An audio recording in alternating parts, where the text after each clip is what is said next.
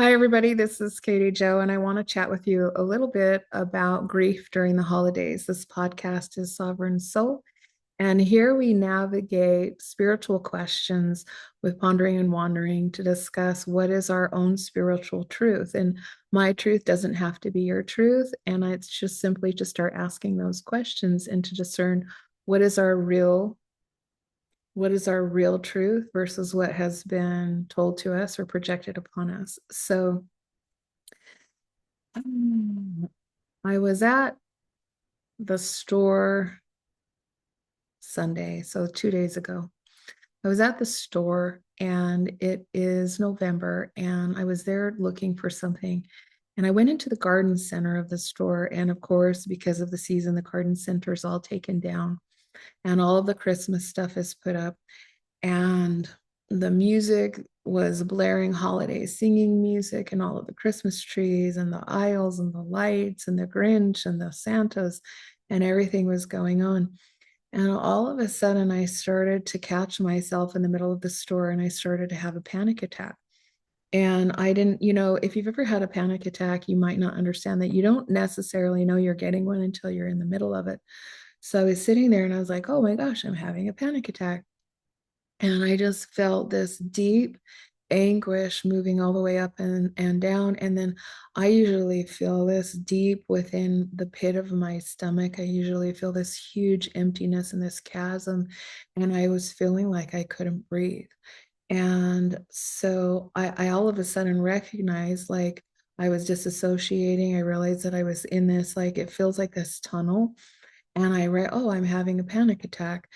And I was like, so what I've learned to do from this is I've actually learned to go, why am I having a panic attack? And I'm working on my breath. And I'm like, oh, it's because you didn't anticipate walking into the Christmas section. You didn't necessarily compute that it's going to be Christmassy here at the store. And you were literally looking in for some snips for my rosebuds. And of course, the garden section's gone. And here we are. So I moved out of the Christmas section where the music wasn't playing and the lights and everything isn't going on. And I moved over to the tools section. And I actually sat there and I closed my eyes and I started to just breathe until I could feel my heart stop pounding. And I was feeling really teary and I just felt this deep anguish in my body. And I recognized that Christmas is a huge trigger for me for grief, because for me, having lost my son, every single holiday is so hard to read. Like most of the year, I know he's not here. Most of the year, I just live through every single day and I have good memories and I have all of these things. And I think of my son every single day. But when Christmas comes and the season comes, and it's like right there in your face so much more because I'm shopping for all of the kids except for him. I'm filling up all of the stockings except for his. We're creating the meals for everyone, and he is not there to eat. And then, of course, there's the memories of the Christmases we've had together and watching him open gifts and going out into the canyon. And I remember taking him, he was a toddler, and I remember taking him out where the ice met the shore up in Provo Canyon, at Deer Creek Reservoir, and him smashing on the ice and just laughing. And that was this fun family excursion. So in the holidays, for me, grief is much more prevalent than it is the rest of the year. Aside from these anniversaries, like his death anniversary or his birthday, which can be really tough, and sometimes Mother's Day. But when the holidays come, especially Christmas, that's when I usually feel the ache and the miss of not having him the most. And if I'm prepared, meaning if I am geared up for it, like, okay, I'm going to go to this holiday party, we're going to go to this family party, and then I am prepared for that. And I think just being at the store and walking into that and just having all of this stimulation out of nowhere, it brought up something and the trauma response that caused me to have a panic attack. Now, for years and years and years, every single holiday, I create grief events because I know that I'm not the only one. I feel like the holidays can be some of the hardest times for many of us. And what I also witness is usually the first holidays that you end up going through after you have a loved one pass are the hardest because it's the first time you're doing Thanksgiving without that person. It's the first time you're doing Christmas without that person. And the first time I think is in many ways the most traumatic, but I also think that when you're going through that first holiday, there's so many people that surround you because they know it's the first holiday and you're getting checked on and you're doing little memorial services and stuff like that. So on one hand, it's really, really raw. And on the other hand, you a lot of times have people very aware of the situation because it is so fresh and new. But for me, and it's been 20 years since my son has passed, I feel the pain of it all of the time. And for me, the trauma and the grief of loss is usually, if it comes at me out of nowhere, is where I get incapacitated.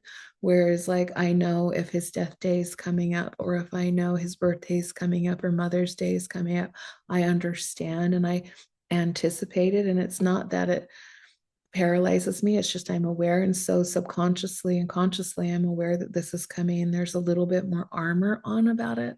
And I have tactics and coping mechanisms and therapy that I work through to handle that grief. My intention for this video is to just assist those who may be going through grief, as well as those who are supporting people through grief. And if you're going through the holidays alone, I'd like to offer some things that helps me. One of the things is just to get centered and anchored every single day. And I do this in the morning, and it's worth it to me to do this before my family wakes up. So if that means that I wake up 15 minutes before and I miss out on 15 minutes of sleep, because a lot of people say, oh, I don't want to wake up early. I find that my day goes better if I center and I anchor at the beginning of every single day. I am passionate about getting grounded and anchored and setting my own intentions for the day. And I don't know that it's a controlling thing. It's just understanding that this helps me stay centered so that I don't get blown off course by the events and the hustle and the bustle of the holiday season. And when we have the holidays come, we also have a lot of people that we don't see all of the time. We usually, from a shamanic view, we choose our greatest teachers in family. So in the shamanic view, we actually choose the family we're born into. It's a choice. We choose our parents and the dynamics. And it's not about the people. It's not really specific to them personally. It's the frequencies that are in that family. And we choose into having our greatest teachers. And those teachers can be our greatest teachers of love. They can be our greatest teachers of compassion. They can be our greatest teachers of so many life skills that we want to learn when we go down to the physical experience. But they can also be our greatest teachers in what we would deem as negative ways for soul growth. But we look at it as I go into life with my greatest teachers. So, with that understanding, when we come to the holidays, a lot of times these people have not been positive in our lives. They're sometimes the most challenging relationships that we have, and where we can avoid them most of the time throughout the year when families gather for holidays. A lot of times these childhood wounds are going to come up. A lot of times the history and the dynamics and the frequencies in the family are going to come up. You'll see people in the same family with widely different opinions on death, on life, on politics, and religion. And so that family unit really, really, really creates the perfect storm for us to know who we are and what we are, and to face those and to face conflicts and to move through. With that dynamic in the context of grief, it can be so challenging to come into that. But I gear up for that. And I'm not saying anything negative about my family, but we have a different understanding and a different perception of what life is and what happens after we die. And so I know that there's probably going to be conversations that are not in alignment with what I feel and believe to be true. And that's okay. But when things come out of the blue, it's challenging for me. So getting centered every single morning, connecting to spiritual source. And I do that through prayer, through chanting, through using my singing bowl, through doing shamanic ceremony. It's not always the same every morning, but it is something every single morning. Then it assists me in getting centered into my own sovereignty versus getting pushed off to the side based on other people. So that's one technique. I would also encourage anybody who's going through grief the first time through this holiday season to clear your calendar, to take more things off of your plate and let yourself be patient and let yourself not go to all of the parties. If you're somebody who isn't surrounded by the hustle and bustle and you need that connection, then read your own energy. No, do I need more connection or do I need more alone time? And give yourself 100% permission to do this. And if you're supporting somebody in grief and it's their first holiday, and even if it's not, I think that it's really, really, really kind and courteous to acknowledge it. Like I will run into one of my former sister-in-laws, and I ran into her last holiday season dropping off something for my child because I'm not married to that spouse anymore. And as I dropped something out, she came out to say hi and she said, I just want to let you know that we think of your son every single holiday. And just that simple acknowledgement meant so much to me because when we've lost somebody, sometimes we feel like we're the only one missing them. And it wasn't, she didn't do it in a way to be like, this is my loss, this is mine more than yours, or to make this into drama or really big. It was just a simple acknowledgement to let me know that she still remembered and that she was thinking of me too. So, with that being said, there's just some things with grief that come around in the holidays, and I hope this was helpful.